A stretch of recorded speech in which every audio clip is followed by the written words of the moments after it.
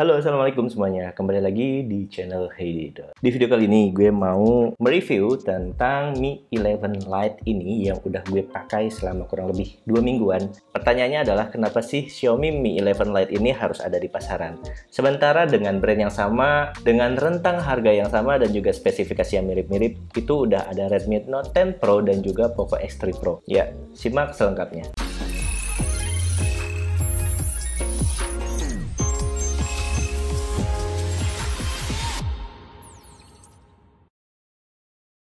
Nah, sekedar mengingatkan, Xiaomi Mi 11 Lite ini punya spesifikasi utama yaitu Snapdragon 732G 8nm. Kemudian, buat unit yang gue pakai ini adalah varian tertingginya yaitu dengan RAM 8GB, 128 memori internal UFS 2.2. Buat baterainya sendiri, ini ada di 4250 mAh. Nggak terlalu kecil banget, nggak terlalu besar banget. Ada di sedang-sedang aja sih sebenarnya. Terus buat layarnya, nah ini turun dari kedua saudaranya itu, yaitu ada di 90Hz, tapi dengan kelebihan 1 juta warna. Kameranya juga ada di bawahnya Redmi Note 10 Pro, yaitu ada di 64 megapiksel, f1.8, dan ada ultrawide kameranya, sama 8 megapiksel f2.2. Terus ada satu makro kamera di sini, ukurannya cuma 5 megapiksel. Dan ada satu kamera kecil yang biasanya ikut-ikut aja, yaitu sebesar 2 megapiksel, tapi kali ini dihilangkan. Buat selfie kameranya ini dibekali kamera sebesar 16 megapiksel f2.5 dengan harga 4,1 juta rupiah. Apakah ini worth buat kita miliki? Dan seperti pertanyaan gue tadi, kenapa sih Mi 11 Lite ini harus ada? Mi 11 Lite ini hadir dengan tampilan yang stylish banget. Bodinya tipis, cuma 6,8 mm dan punya bobot yang ringan banget, seberat 157 gram. Ini cocok banget buat mengurangi rasa stres pas ngantongin HP yang berdimensi besar, karena memang ini agak cukup besar ya buat di kantong celana. Mi 11 Lite ini juga udah gue pakai selama kurang lebih 2 mingguan dan gue cukup betah pakainya. Kayak sayang banget kalau buat dijual lagi. Tapi memang harus gue jual lagi sih. Selama rentang pemakaian tersebut, akhirnya gue menarik beberapa kesimpulan. Pertama, kita bahas kelebihannya dulu. Kelebihan pertama yang dimiliki Mi 11 Lite ini adalah dia udah punya layar yang cakep banget. Tingkat kepadatan warnanya tinggi, yaitu 1 juta warna. Ini jadi poin plus penjualan Mi 11 Lite ini. Jadi kalau nonton film atau nonton YouTube, ini bikin betah banget. Brightness-nya juga lumayan ya. Ini up to 800 nits. Jadi kalau kita pakai di bawah sinar matahari siang-siang, ini masih cukup nyaman dan masih kelihatan dengan jelas. Kelebihan keduanya yaitu Mi 11 Lite ini sangat mirip dengan Mi 11, yaitu flagshipnya Xiaomi saat ini. Jadi kalau dipakai tanpa memikirkan spek, ini bisa menaikkan level ketampanan dan juga kecantikan teman-teman semua. Gimana enggak? Coba lihat. Tuh. Looks-nya tuh oke banget. Kelebihan selanjutnya adalah ini di depan belakang udah dilapisi dengan kaca Corning Gorilla Glass 5. Jadi cukup aman kalau cuma kebentur-bentur dikit, asal jangan dibanting ya. Dan Corning Gorilla Glass 5 depan belakang ini cukup jarang kita jumpai di HP dengan rentang harga 3 jutaan. Jadi walaupun ini harganya 4,1 juta rupiah, tapi versi terendahnya itu ada di sekitar 3,6 jutaan. Kelebihan selanjutnya yang bisa teman-teman rasakan adalah dia ini udah punya stereo speaker. Jadi buat nikmatin konten multimedia, buat nonton film, buat nonton YouTube, buat nonton YouTube gue, channel gue, lihat review ya. Jadi ini enak banget karena layarnya udah dual speaker jadi stereo. Dan walaupun udah stereo sih sebenarnya kualitasnya B aja, tapi cukup bisa dinikmati. Kemudian di sisi belakangnya ini ada 3 buah kamera yang kualitasnya gue rasa udah lumayan cukup, dan ini bakal gue bahas lebih lengkap ntar belakangan. Kelebihan selanjutnya adalah ini di belakangnya, desainnya ini clean banget, jadi nggak ada fingerprint di bagian belakang, dan ini menambah kesan flagshipnya. Jadi walaupun ini mid range tapi kesannya tuh flagship banget, clean. Dan ini juga ya, bodi belakangnya ini dibikin doff. Dia ada 3 varian warna. Satu warna yang boba black, itu yang bukan jadi pilihan gue karena itu fingerprint magnet banget. Dia glossy dan ya nempel sidik jari banget.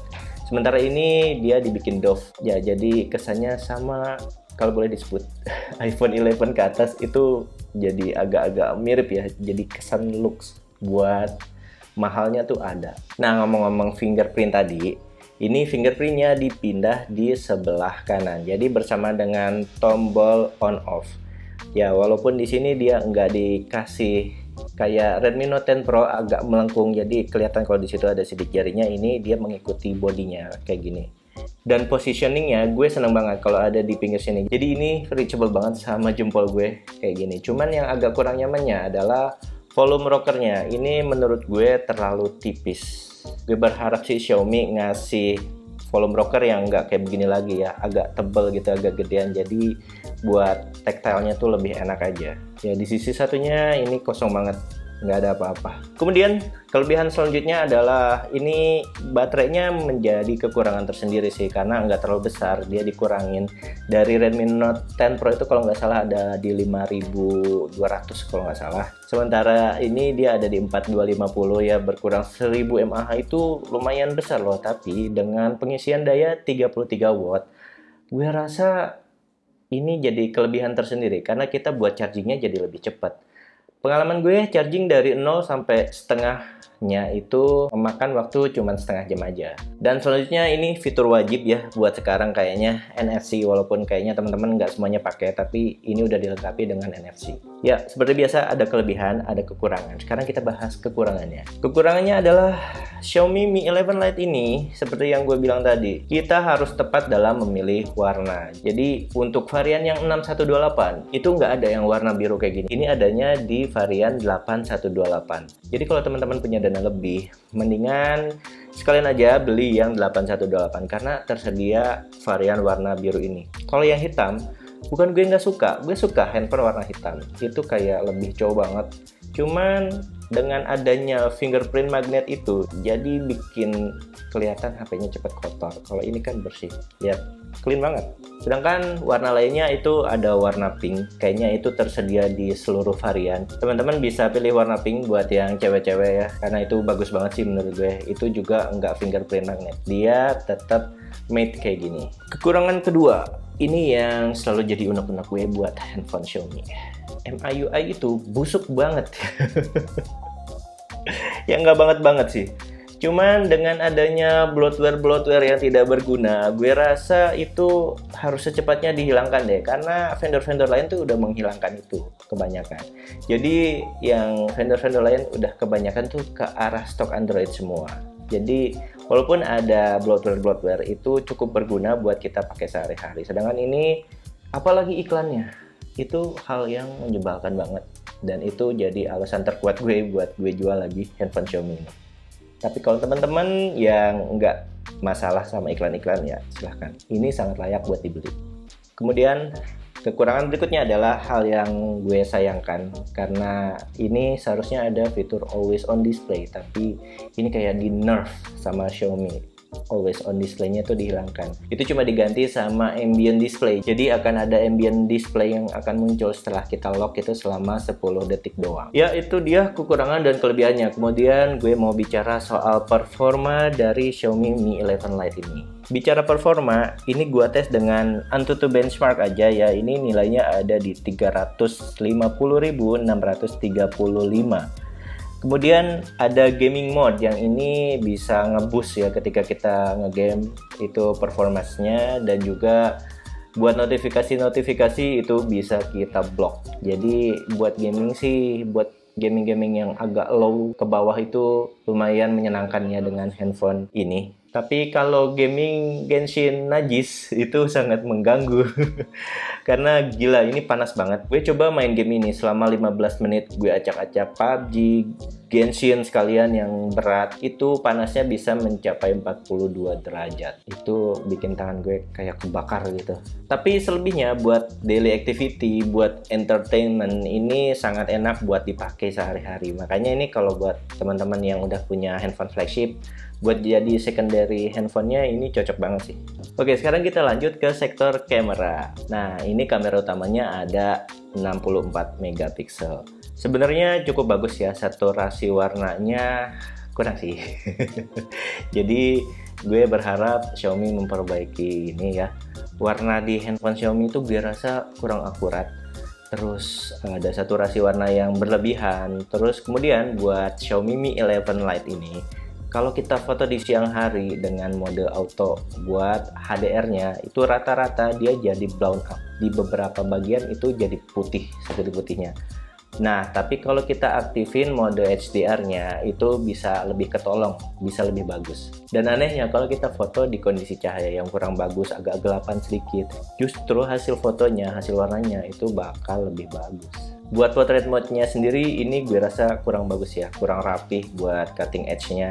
Jadi karena mungkin dia mengandalkan di satu kamera aja. Karena sebelumnya ada kamera sebesar 2 megapiksel yang sekarang ditiadakan, itu adalah TOF kamera yang fungsinya buat mempercantik ketika kita menggunakan portrait mode. Kamera makronya 5 megapiksel. Ini menurut gue hampir sama bagusnya sama Redmi Note 10 Pro, tapi gue masih lebih mengunggulkan Redmi Note 10 Pro dari segi ketajaman dan juga warnanya, dan juga yaitu tadi buat algoritma pencahayaannya, karena gue rasa gue seringkali mengambil dengan makro kamera ini itu cahayanya kelebihan. Ada juga beberapa fitur gimmick yang biasanya kalau di iOS itu kita harus berbayar, tapi di sini dikasih gratis, kayak kita bisa membuat cloningan dan juga lain-lainnya. Nah, buat videonya sendiri gue mau bilang dulu, ada juga beberapa fitur gimmick, yaitu salah satunya adalah dual cam. Jadi kita bisa ambil video dengan kamera depan dan belakang secara bersamaan. Ini asik banget sih buat daily use, karena kita bisa memperlihatkan kondisi kita sedang vlogging dan juga apa yang kita tangkap. Nah, kesimpulannya dari Xiaomi Mi 11 Lite ini adalah smartphone ini smartphone mid-range yang diperuntukkan bagi teman-teman yang suka tampil elegan. Dengan dukungan kamera yang cukup baik dan juga layarnya yang cakep banget. Ini melengkapi buat aktivitas harian teman-teman ya, buat sekedar bikin konten-konten ini asik. Ya, itu aja video dari gue, semoga bisa membantu buat teman-teman yang mungkin masih galau mau beli Mi 11 Lite ini. Selamat berkarya, jaga jarak, sekali lagi stay at home karena sekarang kasus lagi meningkat banget. Ya, semoga teman-teman semua dikasih kesehatan, kemudian ya jaga diri, minum vitamin. Sampai ketemu di video selanjutnya. Salam pijat positif. Dila pamit. Assalamualaikum warahmatullahi wabarakatuh.